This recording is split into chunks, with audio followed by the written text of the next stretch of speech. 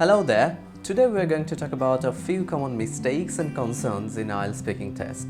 তো আইএলসের ক্ষেত্রে আইএলসের স্পিকিংয়ে হোক বা আমাদের এভরিডে লাইফ ইংলিশ স্পিকিংয়ের ক্ষেত্রে পার্টিকুলারলি আমরা বেশ কিছু কনসার্ন বা আমাদের সোজা কথায় ভীতি কাজ করে, সেগুলোর বেশ কমন কিছু কারণ আছে, স্পেশালি পার্টিকুলারলি যেগুলো আইএলস স্পিকিংয়ের ক্ষেত্রে আরও বেশি গুরুতর হয় বাংলাদেশি স্টুডেন্টদের মধ্যে। ওকে, তো আমরা সেরকমই কিছু কনসার্নস এবং কমন মিস্টেক্স নিয়ে কথা বলবো, যেগুলো আমরা দূর করে খুব ইজিলি আমাদের স্পিকিংকে আরও বেশি সাবলীল এবং আইএলস স্পিকিংয়ে বেশি স্কোর করতে পারি আমরা। Alright, so without any further edu let's get started.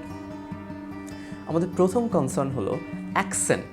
তো আমরা আমাদের প্রতিদিনের লাইফে ইংলিশ স্পিকিং নিয়ে অনেক অ্যাকসেন্ট শব্দটা আসলে আমরা অনেক বেশি কনসিয়াস হয়ে যাই, আমরা অ্যাওয়্যার হয়ে যাই। অ্যাকসেন্টের সাথে আমরা অনেক কিছু প্রেস্টিজ, স্টেটাস, এডুকেশন অনেক কিছু আমরা যুক্ত করি। তো অ্যাকসেন্টের উপরে আমাদের বিশদ ডিটেইল আমরা অন্য কোনো সময় টিউটোরিয়াল ভিডিও তৈরি করব, বাট আপাতত আমরা বলি যে আইএলস স্পিকিংয়ের ক্ষেত্রে accent is not a problem. আমাদের মাথায় অনেক সময় কনসার্ন তৈরি হয় যে ফর এক্সাম্পল আইএলস যেহেতু British Council, Cambridge English, IDP design করেছে, আমি যদি মেবি ব্রিটিশ অ্যাকসেন্টে কথা বলি I'll get better marks, I'll get better score ও হাই স্কোপ, অথবা হয়তো আমি বেশি প্রায়োরিটি পাবো, অ্যাডভান্টেজ পাবো, blah blah blah. But unfortunately no, this is a myth. So accent আমি চাইলে I could speak in British accent, I could speak in American accent, Australian accent, even Indian accent, doesn't matter. তাই তো আমরা তো জানি যে আমাদের প্রত্যেকেরই আমাদের নিজস্ব একটা অ্যাকসেন্ট থাকে, এবং উইদিন ব্রিটিশ অ্যাকসেন্ট অনেক ভ্যারাইটিস থাকে, আমেরিকান অ্যাকসেন্ট অনেক ভ্যারাইটিস থাকে।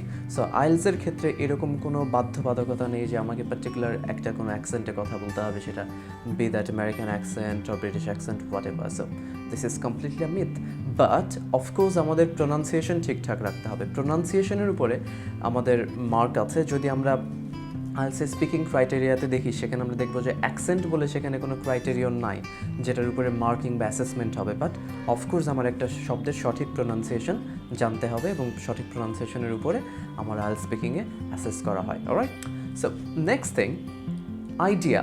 আমরা আইএলটিএস স্পিকিংয়ে যখন ফর এক্সাম্পল ইন্টারভিউ বা এক্সামিনার যখন আমাকে জিজ্ঞেস করছে যে আপনার মতে কী করে আমরা এডুকেশন বা অনলাইন এডুকেশনকে আরও বেটার, মোর ইফেক্টিভ করতে পারি, আমরা হয়তো হুট করে এরকম প্রশ্ন আসলে আমরা একটা জিনিস ভাবতে পারি, মাথায় আসতে পারে, ওয়েল আমি যদি কোনো বেটার আইডিয়া দিই, আমার আইডিয়া যদি খুব ফ্যান্সি হয়, maybe I will get high score, I will get better marks. But unfortunately it's also myth. মানে স্পিকার, দ্য এক্সামিনার, আমি কি আইডিয়া দিচ্ছি সেটাতে মোটেও ইন্টারেস্টেড না, বরং তিনি দেখতে চাচ্ছেন যে আমি স্পিকিং পারি কিনা, সেই স্পিকিংয়ের যে আর যে অ্যাসেসমেন্ট ক্রাইটেরিয়াগুলো আছে সেগুলো আমি ফুলফিল করতে পারছি কিনা। সো কি আইডিয়া দিচ্ছি বা আইডিয়া একটা খুব বেটার আইডিয়া জেনারেট করতে যে আমার কথাকে খুব বেশি কমপ্লেক্স করে ফেলা বা সময় বেশি নিয়ে ফেলা, চিন্তা করতে, আনসার দেওয়া শুরু করতে, it shouldn't be done. Alright, so keep it in mind. Next thing is grammar.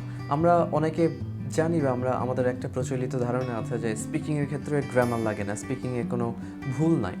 আসলে তা না। স্পিকিংয়ের একটা মানে স্পিকিংয়ে বা স্পোকেন ইংলিশ বা বলি বা আমরা কথ্য যে কোনো ভাষাতে একটা কথ্য ভাষার একটা কিছু প্যাটার্ন থাকে, সেটা ইনফর্মাল হয়, অনেকটা ক্যাজুয়াল হয়, অনেক বেশি ফর্মাল হয় না। কিন্তু গ্রামার কিন্তু অফকোর্স সেটা ঠিকঠাক থাকতেই হবে। আমি যদি আইএলটিএস স্পিকিংয়ে যদি আমার যে বাক্যটা আমি বলছি ইংরেজিতে, সেটার যদি গ্রামার যদি ঠিক না থাকে, সেটা যদি আমি বাক্য তৈরিতে গঠনে যদি ভুল করে ফেলি, ফর এক্সাম্পল আমি থার্ড পারসন সিঙ্গুলারের সাথে তারপরে ভার্বের সাথে আমি এস নিচ্ছি না সিম্পল প্রেজেন্ট টেন্সে, তাহলে of course I lose mark, I lose point. অথবা আমি কোথাও একটা আইএনজি দিচ্ছি না, সেক্ষেত্রে একটা ভুল, অবশ্যই সেটার জন্য আমি যদি ভুল বলি, আমি I lose mark for that, I lose point for that. So of course গ্রামারটা যেরকম রাইটিংয়ে যেরকম ইম্পর্টেন্ট, আইএলটিএস স্পিকিংয়ে সেরকম ইম্পর্টেন্ট। তবে আবার যেটা বলছি, style is a completely different thing. IELTS স্পিকিংটা আমার ইনফর্মাল, অনেকটা মানে ইনফর্মাল, আমি এক্সপ্রেশনস ইউজ করতে পারি, কলোকেশনস ইউজ করতে পারি, যেটা কিনা আমি আইএলটিএস রাইটিংয়ে করতে পারি না। ওকে, পরের কনসার্নটা হলো ডেভেলপিং আনসার।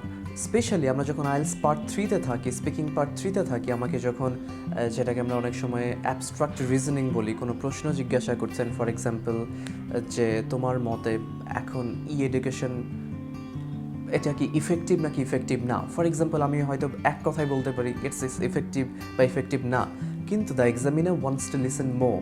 এক্সামিনার আরও বেশি শুনতে চাচ্ছেন যে আমি কীভাবে আমার আনসারটা ডেভেলপ করছি, আমি সেটা ইফেক্টিভ বলছি নাকি ইফেক্টিভ না বলছি, দ্যাট রিয়েলি ডাজন্ট ম্যাটার, কিন্তু আমি আমার আইডিয়াকে কীভাবে ডেভেলপ করছি, সেটার জন্য আমি কীভাবে রিজনিং করছি, আমি কীভাবে যুক্তি দাঁড় করাচ্ছি, সেই পার্টটা important. So always specially particularly part 3-র ক্ষেত্রে আমাদেরকে মাথায় রাখতে হবে যে আমি যে আনসারটা দিচ্ছি সেটার জন্য আমি ইলাবোরেট করি।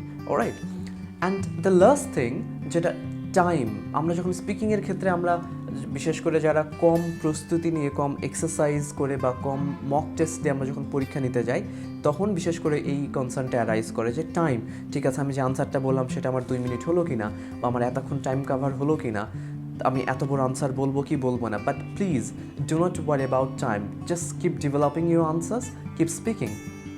আইএলস এক্সামিনার তিনি টাইমের ট্র্যাক রাখবেন, যে আমি যদি কথা যদি মনে হয় যে ঠিক আছে আমি বেশি সময় বলে ফেলছি, তখন এক্সামিনার আমাকে থামিয়ে দিবেন, তারপরে হয়তো পরের প্রশ্ন জিজ্ঞাসা করবেন, বা যদি শেষ হয় তাহলে টেস্ট বা ইন্টারভিউ শেষ করবেন। তো আমি একজন ক্যান্ডিডেট হিসাবে আমার টাইমের কোনো ট্র্যাক রাখার দরকার নেই, সেটা আমি যতক্ষণ পারছি আমার I will keep speaking on that particular point, I will be keep developing my answers, so the examiner will keep track of the time. Alright, so এই ছিল আজকের আমাদের পর্বের এই কিছু কনসার্ন, কিছু কমন মিস্টেক।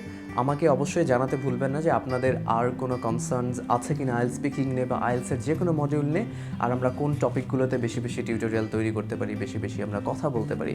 সো এই জিনিসগুলো মাথায় রাখবেন আইএলস স্পিকিংয়ের ক্ষেত্রে, এবং অফকোর্স পরীক্ষার আগে পর্যাপ্ত যথেষ্ট পরিমাণে প্র্যাকটিস করবেন। Alright, so wish you all the best, take care, bye by.